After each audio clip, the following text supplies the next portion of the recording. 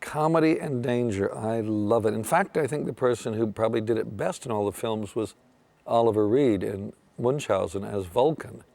Terry Jones, when he saw the film, thought I'd found my perfect actor. Because Ollie is so, it's one of the great performances of his, because he is so funny, and he's so pathetic, and he's so frighteningly dangerous all at the same time. Now, it has to do, I think, with a lot to do with English actors and the way they're trained. They're trained in all skills. American actors seldom are trained in the range that English actors are. But I do like, I've got to keep comedy in my movies. If there's not laughs in it, it's not a decent representation of life. It's curious. I mean, you had Jonathan Pryce playing Sam Lowry as Sam Lowry is in Brazil.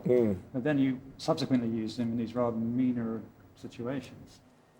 Yeah, it was a chance. I mean, when he'd done Sam, that was a great performance. And see, Jonathan lives just a short distance away from me in London, so it's hard not to have him in my films. He keeps knocking on the door, demanding, with threats.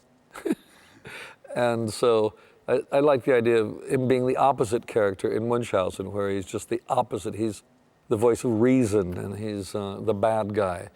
And then it came to doing the Brothers Grimm. And it was interesting, because originally Jonathan was I wanted Jonathan to play the Peter Stormare part. And the powers that be, the lovely Weinstein brothers, all singing, all dancing, said, no, Jonathan can't do comedy. They're wise, they know these things, they understand comedy. So I gave him the part of Delatome, which he made just as funny.